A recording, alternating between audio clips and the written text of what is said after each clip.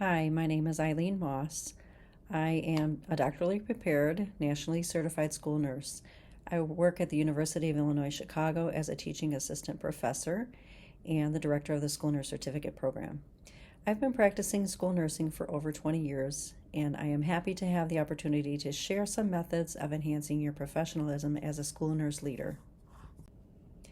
As you begin to improve professionalism, it's important to assess the perception of the school nurse in your school community. You probably have a pulse on how the teachers, administrators, and parents perceive the school nurse, but I urge you to reach out to your elected officials to get an idea of what they know about school nursing and if they understand the effect that it can have on the community. Leadership is one of the practice principles of NASN's 2024 School Nursing Practice Framework. Leadership in the framework is defined as activities related to the mindset of leadership, not necessarily a position. So even if you don't hold a leadership position in your district, it's important to have the perspective of a leader in order to gain support of the school and the larger community. This presentation will demonstrate 3 simple ways to enhance your image and professionalism so that you become more visible and viewed as an integral part of the school community. I hope to inspire you to step up out of your comfort zone to develop a professional website, a curriculum vitae or CV, and business cards. Before we get started on the methods of enhancing your professionalism, let's review how to display your professional credentials. The first credential should be your education, listing the highest degree first. Followed by that are licensure, state designations, and lastly, national certifications. As a DNP student, I developed a school nurse website toolkit that can be accessed in the NASN Learning Center. A professional website provides the opportunity to enhance visibility and professionalism to the school community. Instead of simply posting health policies and mandated forms on the school or district website, I encourage you to showcase the role of the school nurse in health, safety, and readiness to learn.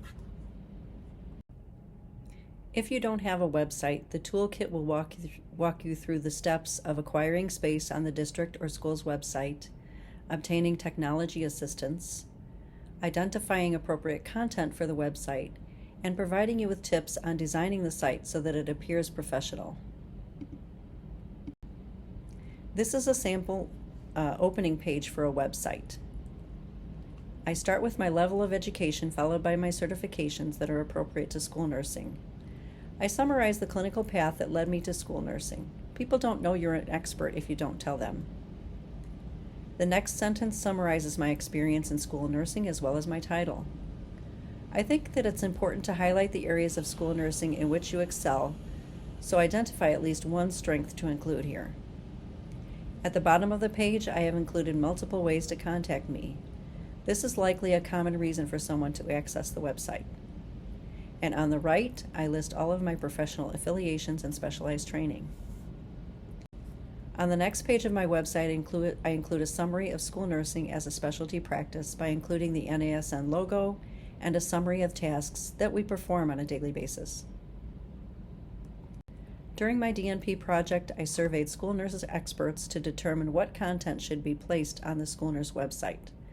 The recommendations were school board policies, health forms, mandated screening, health education, and local, state, and national health resources.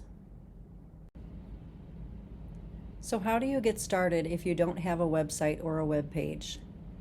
First, get a professional headshot while wearing professional attire. Get help from whomever is tech savvy and willing to help you. If your technology support department is not so supportive, seek out a teacher who has a good website. And then plan the content of the website before beginning to design it. In addition to the toolkit, there is an article in NASN School Nurse to guide you in the website development. Now let's discuss CVs. The information I am presenting is mostly from the article in NASN School Nurse that is authored by Dr. Martha Dewey-Berggren and Dr. Catherine Falusi-Yankaitis. The article provides guidance on the content of a CV as well as a sample template to follow. Many school nurses are familiar with resumes but not with CVs. So let's look at the difference between a CV and a resume. A CV is generally used when one is applying for positions in academia and to demonstrate professional achievements. A resume is used for applying for a specific position.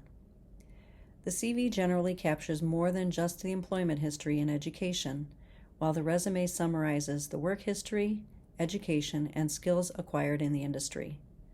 CVs have no length limitations, and the standard resume is expected to be 1 to 2 pages long. The format of the CV is designed to provide a comprehensive chronological summary of your professional accomplishments. The components of the CV are identifying information, such as your name, credentials, and contact information, all levels of education with details about the type of degree, date of graduation, and specific area of study. Employment history includes the employer name, location, dates of employment, and job title. Honors and awards are included to demonstrate professional achievement. Any grants that you are awarded as an individual or part of a team should include the source of funding and the amount of the grant. Include all publications that you have authored or co-authored and put them in APA format.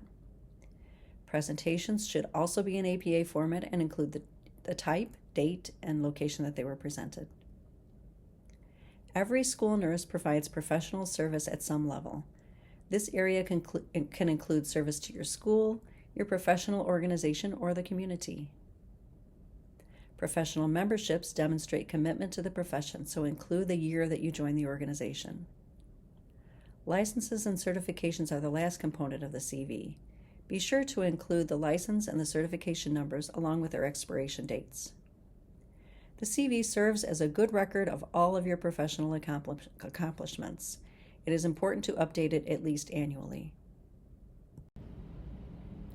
In order to make their name known in the community, school nurse leaders carry business cards with their full name and credentials, a business contact phone number, and an email address.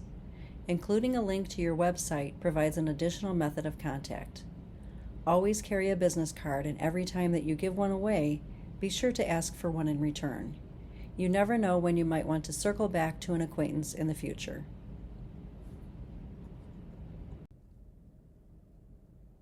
This is a list of all the resources used in this presentation. Thank you so much for listening to this presentation. I hope that it has motivated you to create a website, start a CV, and print business cards to enhance your professional image and improve your leadership skills. Please feel free to reach out to me if you have any questions. My email address is emoss1@uic.edu. Thank you.